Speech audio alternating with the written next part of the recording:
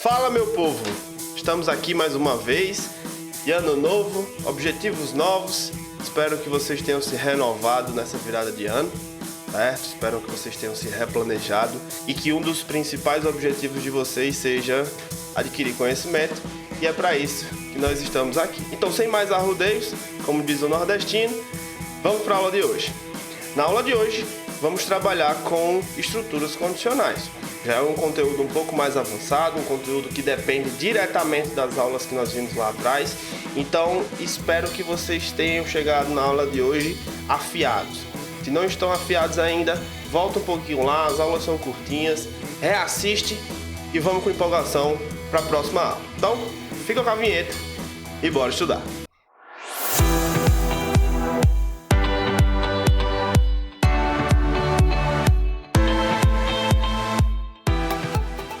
Então, pessoal, o que são, estruturas condicionais ou condicionais, como costumamos ver nos materiais que consultamos?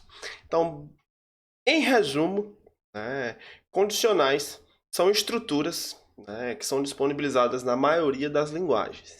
E ela permite que nós, desenvolvedores, atrelemos ou façamos a atribuição de uma condição ou regra para que um determinado trecho de código, para que algo, para que passos sejam executados caso essa condição seja satisfeita, ou se ela gera uma positividade, uma verdade após a sua verificação. Ou se a gente, por exemplo, analisar a frase, se eu tiver habilitação, vou dirigir.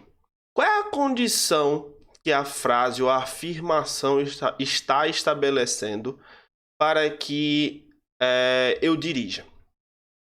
Então, se a gente observar, eu vou dirigir se eu tiver habilitação.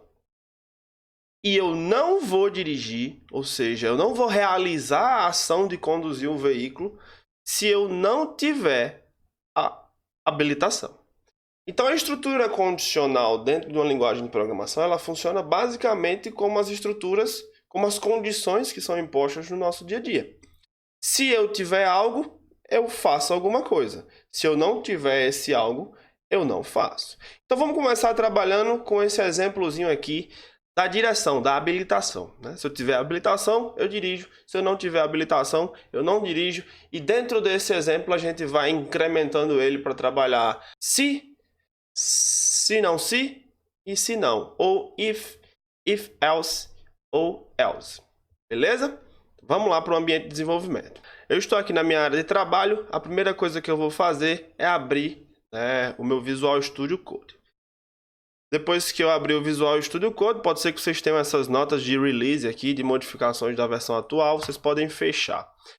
O que eu vou fazer aqui é criar um novo arquivo no meu projeto, no mesmo projeto que a gente já vem trabalhando ao longo das últimas aulas, e eu vou nomear esse arquivo como condicionais. Condicionais.html, que é a extensão, pelo menos por enquanto, que a gente está trabalhando para incorporar o código JavaScript, que são nossas páginas web. A primeira coisa que eu vou fazer é introduzir a estrutura base do meu arquivo HTML, a tag py.html, a tag head e a tag body. Aqui dentro eu vou inserir a minha tag script, certo? Para que eu possa introduzir o código JavaScript, ok? Aqui em cima eu vou apenas colocar um H1, para que eu consiga verificar se o arquivo está funcionando corretamente, beleza? Então hoje a gente vai trabalhar condicionais. Vou dar uma ajustada no meu código aqui. Vou pedir para ele abrir o arquivo, vou revelar o arquivo lá no Windows Explorer. Vou dar 2 cliques, beleza. Código aqui funcionando, arquivo HTML construído corretamente, pois a minha mensagenzinha está sendo exibida. Vou pedir para inspecionar o código. Vou abrir aqui o console. Não está sendo exibido ainda nada, porque a gente não pediu ainda para ser exibido nada, não escreveu nenhum código que permita que a gente visualize alguma informação lá em cima. Então, antes de a gente começar, eu quero passar um conceitozinho aqui bem simples para vocês.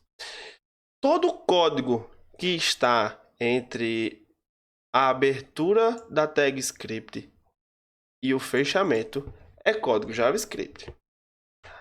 Nessa primeira indentação, o primeiro tab que a gente dá, a gente assume como sendo a estrutura principal do nosso código. É dentro dessa primeira indentação, desse primeiro fluxo, ou do fluxo principal, que a gente escreve os principais passos do nosso algoritmo, ou seja, aqueles passos que sempre serão executados. Quando a gente começa a falar de estruturas condicionais, a gente começa a falar de subpassos, que são passos que não são sempre executados, como são os passos do fluxo principal. Os passos dentro de condições são passos que possuem uma regra atrelada a ele para que ele seja executado ou não. Então, é por isso que a gente caracteriza esses passos dentro de estruturas condicionais como subpassos. Então vamos lá. Vamos começar a trabalhar com o exemplo do habilitado. A primeira coisa que eu vou... O primeiro passo, a primeira linha de código que eu vou escrever é uma variável booleana que ela vai indicar se alguém, ou eu, ou você, é habilitado ou não. Então, o que eu fiz aqui? Eu usei a palavra reservada var, nomeei essa minha variável como habilitado e defini o tipo booleano de informação a ser armazenada dentro de variáveis como true. Ou seja, eu estou dizendo que é verdade habilitado. Então, abstraindo para o nosso cotidiano, o que eu estou dizendo aqui dentro dessa minha estrutura é que a situação habilitado, eu ter habilitação, é verdade. Então, eu tenho uma habilitação. Se por acaso essa informação fosse falsa, eu estaria dizendo aqui que a variável habilitado é falsa. Abstraindo para o nosso dia a dia, abstraindo para o nosso cotidiano, é como se eu estivesse dizendo, eu não tenho habilitação. Ter habilitação é uma falsidade, neste caso aqui. Então, eu não teria uma habilitação. E aí, partindo desse primeiro passo, como é que a gente constrói uma estrutura condicional base? A estrutura condicional no JavaScript, ela precisa da palavra reservada if, seguido da abertura e do fechamento dos parênteses para introduzir a condição, e a abertura e fechamento das chaves para que a gente introduza os subpassos. Então, todo subpasso dessa minha condição, ou desse meu script principal, tá vendo aqui o alinhamento dele, vão estar entre a abertura e o fechamento das chaves. E se você clicar na frente das chaves e der um Enter, ele já vai dar um espaçamentozinho aqui, uma indentação a partir do alinhamento do fluxo principal. Então, isso aqui indica que são subpassos da minha condicional. Então, o que eu preciso fazer antes de escrever qualquer coisa? Eu preciso definir a condição. Então, eu vou dizer o seguinte, essa minha condição ela vai ser construída justamente para dizer se eu posso dirigir ou se eu não posso.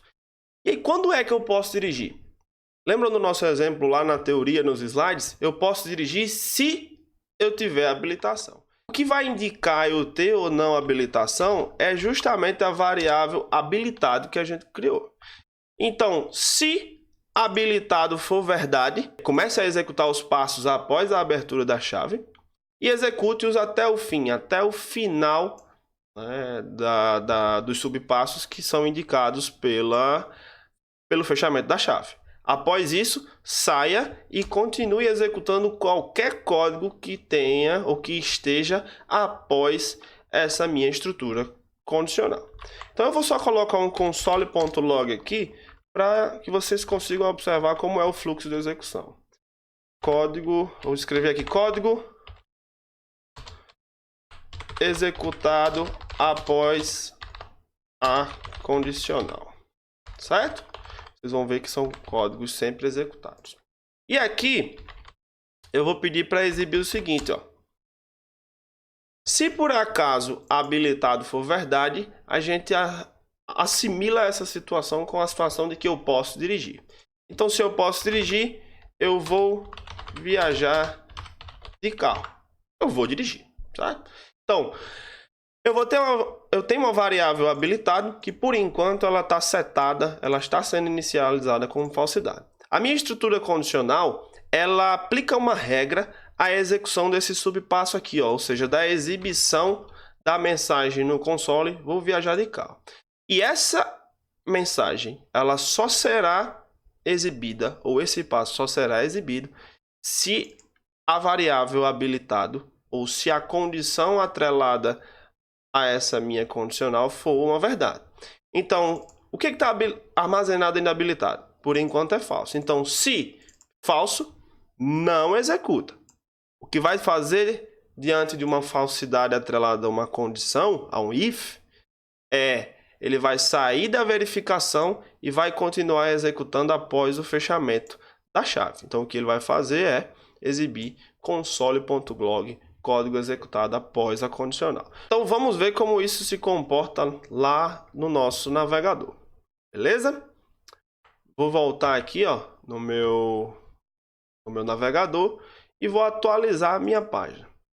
Veja aqui, ó, código executado após a condicional. Não liguem para esses caracteres, né, estranhos. É porque a codificação da minha página não está configurada corretamente. Mas eu vou ajustar isso aqui junto com vocês, né, quando a gente tiver um pouco mais, um tempinho a mais, para não prolongar muito a aula. Então, código executado após a condicional. Por que ele não mostrou vou viajar de carro? Porque ele só é para exibir vou viajar de carro se habilitado for true. Como habilitado é falso, ou false, ele não vai exibir ou não vai executar os subpassos. Se por acaso habilitado for true, vamos ver o que acontece? Ctrl S, atualizei, agora só foram exibidas duas mensagens no meu console. Vou viajar de carro, e é justamente a mensagem que só é exibida se a variável habilitado for true, ou abstraindo para o problema que a gente tinha visto lá nos nossos slides, lá na nossa introdução teórica. Se eu tiver habilitação, eu dirijo. Se eu dirijo, vou viajar de carro. Ok? E vejam que também, após a execução dos subpassos que estavam dentro da minha condicional, da minha estrutura condicional, né, nós também exibimos o código executado após a condicional. Porque código executado após a condicional faz parte do fluxo principal do meu código. Então, independente de condicional, ele sempre será executado. Eu posso trabalhar com outros tipos de situações. Eu posso trabalhar com situações compostas. Eu posso, por exemplo, combustível. Eu posso trabalhar, por exemplo, com a situação de que eu vou representar também agora se eu tiver habilitação e também tiver combustível, eu vou viajar de carro. Então veja que é uma situação composta por duas regras, amarradas a uma situação. Então, se eu tiver combustível, eu vou viajar. E aí, como é que eu modifico a minha condição para que ela só seja executada se as duas condições forem verdades? E aí a gente lembra lá dos operadores lógicos, né? Para que algo seja verdade quando as duas cláusulas são verdades, a gente utiliza o operador i. E aí é só incluir a segunda cláusula aqui. Então, o que eu estou dizendo agora? Eu estou dizendo que eu só vou viajar de carro se habilitado e combustível. Ou seja, se habilitado for verdade e combustível também for verdade, então significa que eu sou habilitado e tenho combustível, então eu viajo. Se uma dessas duas variáveis ou uma dessas duas condições forem falsas, esse subpasso aqui ele não será executado, porque operador i só resulta em verdade se as duas partes, ou se as duas cláusulas da minha operação lógica, da minha expressão lógica, for verdade. Então vamos só verificar isso aqui. Atualizei, manteve aqui as mensagens, porque a condicional foi executada. Habilitado é verdade e combustível é verdade. Se por acaso combustível for falso, o que será que vai acontecer? Verdade e falsidade, falsidade, atualizo aqui, o meu subpasso da condicional já não foi executado. Mesma coisa se eu tiver combustível verdade, combustível true, e habilitado false ou falso. Se falsidade e verdade resulta em falsidade. Mais uma vez lembrando, operador lógico i só resulta verdade se as duas cláusulas ou se as duas informações que a gente estiver avaliando forem verdades. Falsidade e verdade, falsidade, ele não vai executar os subpassos. Atualiza aqui, ó, vocês veem que apenas o código após a condicional é executado. Por algum motivo aqui, a minha codificação como mágica foi ajustada. Eu sinceramente não sei dizer para vocês o que foi que aconteceu aqui, mas podem ver que agora, ó, código executado após a condicional, ele acabou incluindo os acentos. Eu não sei de fato o que foi que aconteceu aqui. Na moral, bruxaria. Mas e se por acaso fosse o OU, né? O operador lógico OU. O operador lógico OU, uma das duas informações que estão sendo verificadas precisam ser verdade para que a condição retorne uma verdade. Então, se eu não for habilitado, ou seja, a informação habilitada for falso, ou eu tiver combustível, eu vou viajar. Então, falsidade ou verdade, o operador lógico ou vai garantir que isso vai me retornar uma verdade. Então, se toda a cláusula for verdade, né, ele vai entrar aqui e executar os subpassos da minha condicional. Vamos voltar aqui, ó. Atualizei, vou viajar de carro. Então, apenas para a gente verificar essa primeira fase condicional, que é a estrutura mais simples ligada a esse tipo de estrutura, vamos trabalhar com esse exemplo por hoje. Na próxima aula a gente incrementa esses exemplos, vai para o se não ou else, vai para o se não se ou else if, e assim a gente vai construindo conhecimento gradativamente, sem pressa, com calma e focado.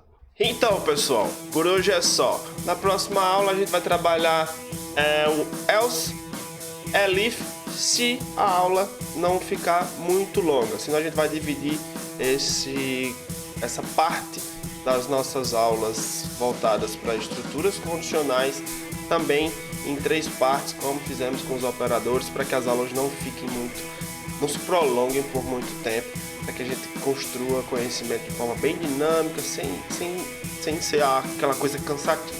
Então, por hoje é só. Não esquece de curtir, de compartilhar. Se tiver alguma dúvida, não hesite em deixar um comentário. Pouquíssimas pessoas, eu estou vendo as pessoas curtindo bastante, mas não deixando um comentário. Eu preciso do feedback de vocês, pessoal. Isso é muito importante para que eu possa sempre melhorar as aulas que estão sendo produzidas. Ok? Então, vamos lá. Feliz ano novo mais uma vez e até a próxima aula.